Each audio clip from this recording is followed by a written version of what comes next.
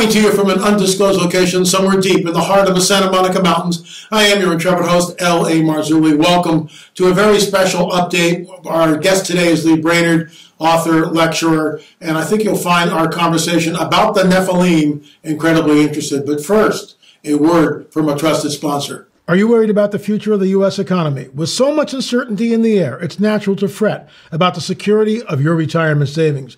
But there's one asset that stands the test of time. Folks, that's gold. For centuries, gold has been a hedge against market volatility and economic instability. With a gold IRA from Noble Gold Investments, you can harness the power of precious metals to help protect your financial future. By rolling over your existing IRA or 401k into a self-directed gold IRA, you can enjoy the potential for long-term growth and stability.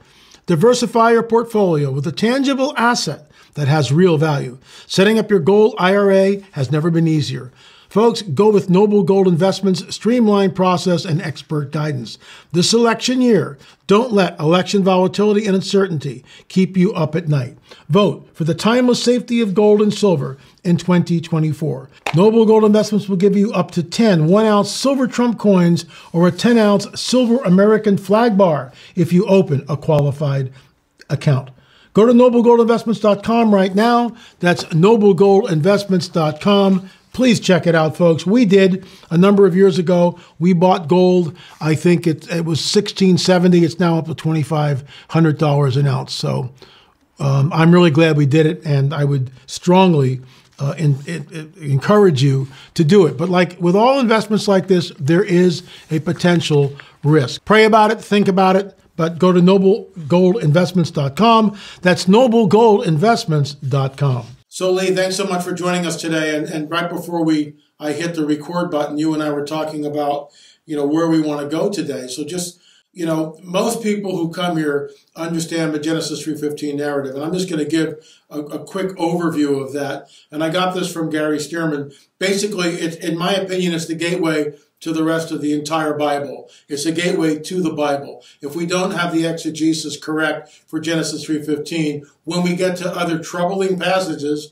like Genesis 6, like the Tower of Babel, like Abraham and the kings, the Sodom and Gomorrah, the destruction thereof, and finally the conquest of Canaan, or Daniel 2:43, which we'll touch on later, or even the Antichrist, the son of perdition. Is that just a title that he gets, or is there something hidden in that title? And of course, I think it's the latter. But the bottom line is, in the Genesis 3:15 narrative, we have the pre-incarnate Jesus in the garden. Adam and Eve are terrified. Something has happened. They don't know what, but they know they've done something that they shouldn't have done. That's why they're hiding. I believe, and this is not in the text, I believe they are terrified at this point. You don't hide unless you're terrified. They're terrified. They know something, but they can't articulate it. They don't understand what's just happened. Then, of course, you got the dragon, the shining one, Nakash, Satan over here. And Jesus says to the dragon, to the shining one, Nakash, your seed, your offspring, will be at enmity, at war with the offspring of the woman. The one coming from the woman, the Messiah, the proto-evangelium, will crush your head, you will bruise his heel. That's the Bible. Because the whole thing is a seed war. It's the tension between the seed of a dragon and the seed of the woman. So, and then when you get the passages like Daniel 2:43, you're left scratching your head. What do you mean their seed will mingle with the seed of men, but will not cleave to them? Whose seed are we talking about? Lee, thanks so much for coming on the record. And we're talking, folks, about the Nephilim. And before, I have one more thing I got to get into. People, why haven't we been told about this before? Why is all this stuff coming out now? But people don't get, and I was on the phone with our mutual friend, Manuel Gonzalez, this morning. We were talking about this. The idea that the Bible was kept from the people for at least 1,000 years. And until Gutenberg, 1444, comes in with the printing press, if you weren't a priest in the Western world, you couldn't read the Bible. And even after it was printed, guys like Tyndale were burned at the stake for translating it. So this whole thing was shut down. Scripture, and that's the plan of the enemy, completely shut down. Nobody can read it. Nobody knows what's in it. So that's only a couple hundred years ago when you really start to think about it. And you get the heels of the Reformation. So as people like yourself and Mondo and Gary Stearman, Chuck Missler, I mean, the list is long. But now we've got the Bible in our hands, and we can go in and look at Genesis 3:15 and begin to talk about it. Because until people had the Bible, no one knew about Genesis 3:15, and it wasn't being taught. Thanks for joining us, Lee. Really appreciate it. So take it from there, sir. Well, what I find fascinating is I spent probably 25, 30 years reading the Bible and not seeing the backstory. I had a very good handle on your basic theology, your basic eschatology. But there were some passages that I really didn't know what to do with, and there were others that I had no idea there was something amiss. So when I get introduced to the understanding of the Nephilim, and you see in Genesis 3:15 the seed war, where there's going to be enmity between the seed of the serpent and the seed of the woman. And your mind starts thinking, and you realize, wait a minute, if the seed of the woman is capital G, God, and a woman, the offspring of those two, then there has to be an analogy with the seed of the serpent. And the seed of the serpent, if you're going to uphold the analogy, is a little g God with the seed of the Nephilim line, rather than the seed of the Messianic line. Mm-hmm. So when you come to the book of Revelation, you see the Antichrist, who's and the false prophet, who are thrown into the lake of fire. They don't go to the great white throne judgment. Mm-hmm. This tells you that there's something very interesting going on here. So now, over the years since that discovery, I've discovered some passages in the scriptures, and I'm not the first one to discover them, but it was a discovery for me, that give us some pieces in between Genesis and Revelation that start connecting the black thread of the Nephilim. Mm-hmm. So one of the ones I find extremely fascinating, I'm just going to read Isaiah 24, 20 through 23, and then we're going to look at a line in 21. I want to make sure people have the context. So we're talking about the day of the Lord. The earth shall reel to and fro like a drunkard, and it shall be removed like a cottage. The transgression shall be heavy upon it, and it shall fall and not rise again. And it shall come to pass in that day, that is the day of the Lord, that the Lord shall punish the host of the high ones on high. Pretty obvious, this is the angelic realm. And the kings of the earth upon the earth. Now, if we just stopped right there, we'd think, okay, so they all get punished. Okay, let's move on. But the next verse says, and they shall be gathered together, the high ones on high, and the kings of the earth upon the earth, as prisoners are gathered in the pit, and they shall be shut up in the prison, and after many days they shall be visited. And then we have the signs in the heavens, which again reaffirm we're in the day of the Lord. The moon shall be confounded, the sun shall be ashamed, when the Lord of hosts shall reign in Mount Zion and in Jerusalem before his ancients gloriously. Mm-hmm. So this is obviously the day the Lord descends from heaven, and he binds all the fallen angels, the fallen realm, casts them into hell. At the same time that he does this, he gathers up the kings upon the earth. I think that these are the Antichrist and the false prophet and the 10 kings that rule with the Antichrist. Yeah. These have to be Nephilim. There's no other way that they can be put in hell, but not in the hell that's a preparation for eternal hellfire, but simply a holding place because they're going to be revisited and let out again after the millennium. Right, at the end of the 1,000 years.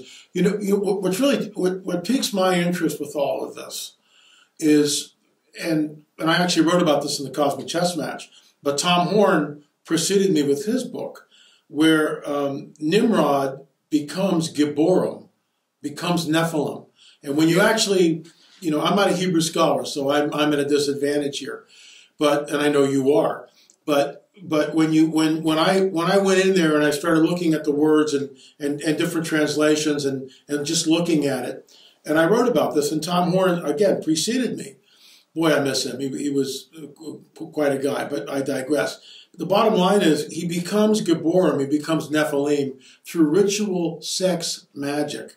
You can make a case that something is going on there because he gives up his humanity in some way. Similarly, when we skip to the book of Revelation, if you take the mark, and again, I wrote about this in Cosmic Chess Match and other books, you take the mark, you're thrown in a lake of fire. Well, where's the grace and mercy there? There is none.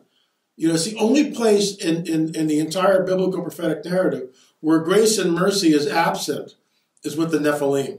That's it. I mean, if you're a Nephilim, there is no grace and mercy. There is no second chance. There is no, well, you know, Jesus died for you. No. Jesus died for human beings, not Nephilim, which are fallen angels, human women creating this hybrid. So I just find it really interesting, and it makes me wonder whether these 10 kings, like to your point, become Nephilim in the same way that Nimrod did. Your thoughts? There's probably several explanations that are worthy of consideration for how the kings came about as Nephilim.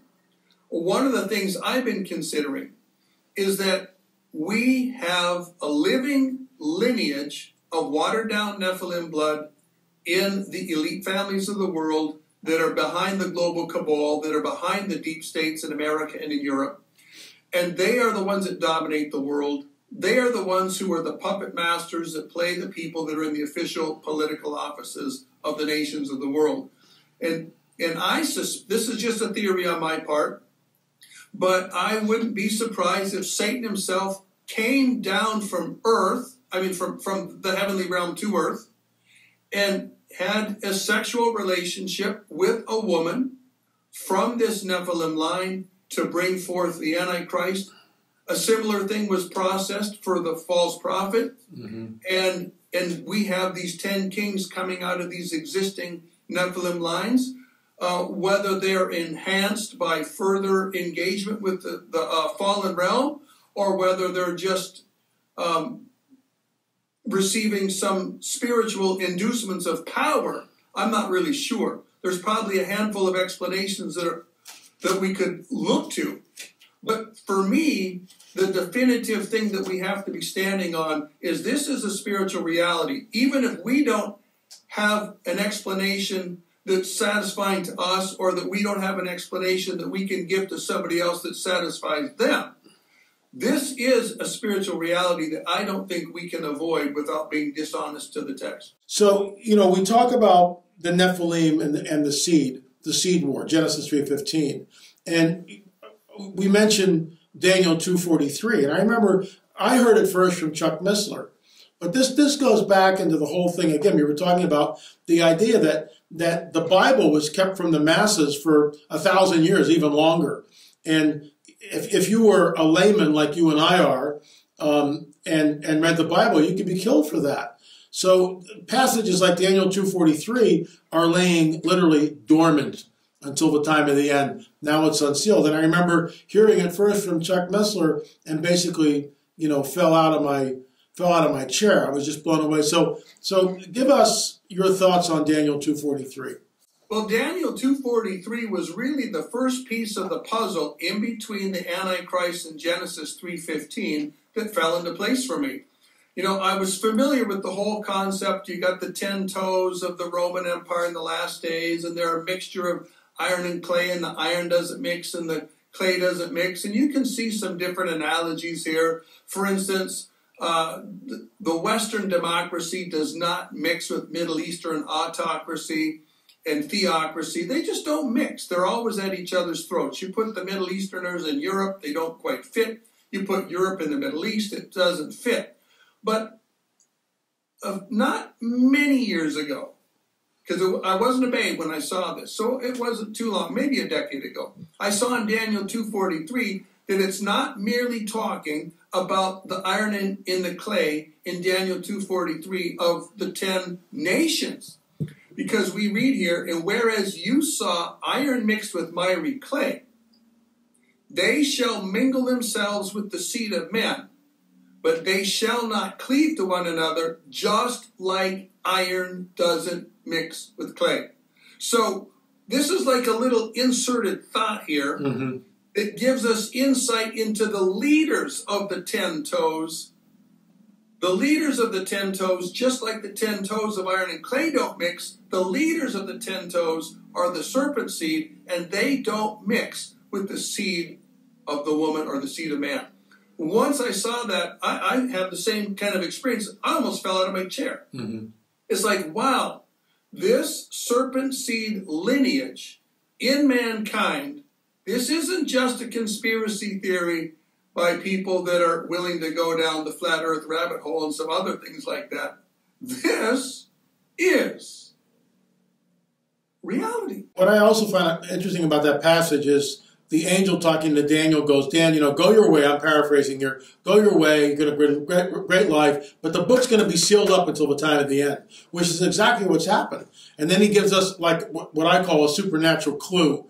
This is what the end times are going to look like. Men and women will run to and fro over the face of the earth. Knowledge will increase, which is exactly where we are. Until the modern era, men and women did not run to and fro over the face of the earth, and knowledge was very slow. Now it's exponential. It increases, every 4 to 6 months? It doubles. And as we're speaking, jets are flying all around the planet. So the book is unsealed. People like yourself and Gary Stearman and Chuck Missler and Mondo and others talk about this.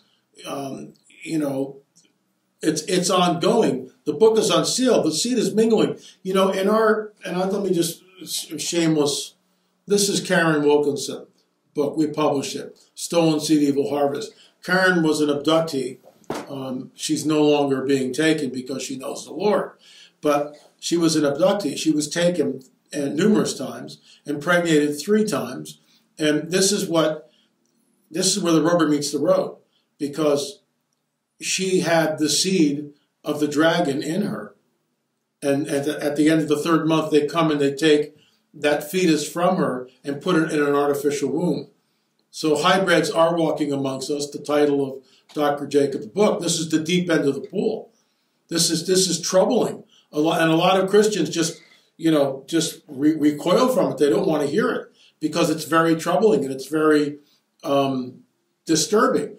But Jesus warns us, and this is what I want you to speak about. Jesus warns us it'll be like the days of Noah. Out of all the scriptures that he could point to, he says it's going to be like the days of Noah when I return. Well, we're in the days of Noah. The seed is being mingled. This is why, going right back to the beginning of the show, the exegesis of Genesis 3:15 is crucial.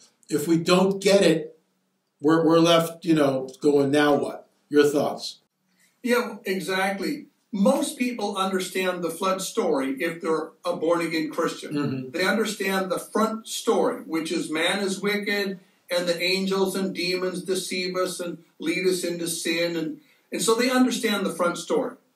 And if that's all you understand, you're still going to be saved. You're still going to go up in the rapture. But if you understand the backstory, what happened in Genesis 6, what was behind the flood, what's the backstory to the flood, what's the backstory to the slaughtering of the Canaanites, man, woman, and child, then you're going to have a broader and deeper understanding of the scriptures, and passages that don't quite make sense make sense. So, and this backstory is that there is cohabitation between angels and men. And some people say, well, that when the angels got cast into the pit for doing it the first time, they learned their lesson, and they're not going to go back and do it again. That's a position that some in the academic world hold. And I say, wait a minute. Right. Where do we see this lesson learned anywhere else in the spiritual realm? Where do we see it anywhere else with the angels? Where do we see it anywhere else with the demons? Where do we see it anywhere else in the human realm? Unless a person is born again, they will revisit that story over and over again. The angels can't be born again, and so the fallen angels are going to revisit this over and over again. Fire in the heart sends smoke in the head. If you're angry, if you're agitated, if you're filled with passion, you cannot be rational. And folks, the fallen realm is not rational from the same angle that a believer is going to be rational. So once we understand that there really isn't an argument against this cohabitation, and that they're going to be doing the same thing continually, they want to stop the Jewish line. They want to stop the believing line. They want to fill the world with enough of these hybrid creatures that you can't even have a millennium. And God is going to bring this to a screeching. Yeah, he's got to, because, I mean, it's happening. And, you know, I was on a show a couple of days ago talking about this, and all of this kicks off. You have 1945, Hiroshima and Nagasaki. That brings us into the atomic age, followed by 1947, the Roswell event. And, you know, we've got 2 films on Roswell, shameless plug. But why was that saucer even there to begin with? Why was it so, you know, lurking around Roswell, New Mexico? Because Roswell, New Mexico is where the 509 bombing group is stationed. And I would posit that once the nuke goes off, they know that that's their trigger. They know it's their trigger. I think that's when a nuke goes off somewhere on the planet, they know that we're moving into a time where, you know, basically they're gonna show up. But the third dynamic, which kicks the whole thing off, is 1948, the rebirth of Israel. I will gather the captives of my people Israel and put them in their land. I mean, you know, Amos 9, 14 and 15, that's never to be plucked up again. I mean, that's exactly what we see. And that kicks off the whole ufology as we know it. I mean, everything it's like a plane coming off the runway. Up we go. So the first, and to your point with the hybrids, because they are walking amongst us, the first generation looked more alien, big heads, black eyes, very thin bodies. They look emaciated, they look sickly, stringy blonde hair. The second generation, in my opinion, are the black-eyed kids. They look like children, but they're not children, but they're stunted. And the eyes are black. They never get the eyes right because the eyes are windows to the soul. And in my opinion, these entities don't have a soul. The third generation is the one that Al Matthews encountered, and it's in our film, the 10-part series on UFOs. And she passes, you can't tell. But she's wearing these dark wraparound glasses because the eyes are windows to the soul and she doesn't have a soul. And when she tries to basically mate with him, and he pushes her off, the eyes go reptilian. So, you know, are they walking amongst us? In my opinion, they already are. We've had not a lot of reports, but reports from people who have had encounters. Lee, I like to keep these interviews pithy and short. So I'm going to give you the last word. Weigh in on it. Tell us where we can find your books. And just your closing thoughts, please. Yeah, well, I'm going to give a closing thought out of Revelation chapter 16, and then I'll give a little plug for my books and my website. In Revelation chapter 16, we find another really interesting insight, another point on the black thread of the Nephilim. And that's when the 6th angel poured out his vial upon the great river Euphrates, and the water was dried up, that the way of the kings of the east might be prepared. And I saw 3 unclean spirits like frogs come out of the mouth of the dragon, and out of the mouth of the beast, and out of the mouth of the false prophet. For they are the spirits of devils, working miracles, which go forth unto the kings of the earth and the whole world, to gather them for battle for the great day of God Almighty. Now, whoever the Antichrist and the false prophet are, I want you to notice that they are higher in the food chain than your average demon. They're sending demons out on the same level that the devil himself is sending a demon out. And these frog spirits do the bidding, not only of the devil, but of the Antichrist and the false prophet. In my mind, this implies that the Antichrist and the false prophet are both of Nephilimic origin, and that they're higher in the food chain than your average demon, which I believe the demons are just the spirits of the Nephilim who perished in the flood roaming around. This is a powerful thought. Just want to throw that out there for you folks interested in the subject to consider it, to meditate on it, and connect this with the other passages. So If you want to pursue my ministry a little farther, you can find me Soothkeep on YouTube. Soothkeep.info is my website. And I have a number of books on Amazon. I don't have anything on the Nephilim. I'd like to someday. But I do have a presentation called The Black Thread of the Nephilim, which you can get access to. Lee Brainerd, folks, soothkeepers.com, and sooth is spelled S-O-O-T-H, and that's an ancient word for truth. So there you go. Thanks, Lee, for coming on. Really appreciate it, folks. Don't forget lamarzulli.com, Rungs of Disclosure, which gets into all of that Lee and I are talking about, because this is the coming great deception, in my opinion. And when they do show up, and they are going to show up, perhaps sooner than any of us think, that's the game changer. Lee, thanks so much for coming on the record. Really appreciate it, sir. It's been a blessing to be with you, Marzulli, brother. Thanks for watching, folks. Really appreciate it. Remember, there is a supernatural world that surrounds us, and sometimes it manifests to people like you and me. Folks, it's manifesting in ways that I've never seen. Thanks for watching. Hey, folks, Elliot Marzulli here. I've got book number 14 coming out. It's being published by Charisma Media. It's called Rungs of Disclosure. Let me whet your appetite. What is it, 77 years ago, something happened in Roswell, New Mexico? Was it really a weather balloon, or was it something else? Folks, one of the very first chapters in that book delves into the whole Roswell event. What I think happened there was a cover-up, and it began the deliberate obfuscation that continued until 2017. And Tucker Carlson asked Commander David Fravor, in your opinion, what was this tic-tac-shaped UFO that you saw? Commander David Fravor looks right at the camera and says, whatever this was not from this earth. That's the nexus. That's the beginning of the Rungs of Disclosure book. I think it's the most important book I've ever penned. Go to lamarzulli.com, lamarzulli.com. You can pre-order the book, save $5, and that book will be autographed by yours truly. Don't forget, folks, UFOs are real, burgeoning, and not going away. In my opinion, this is the coming great deception that Jesus warns us about.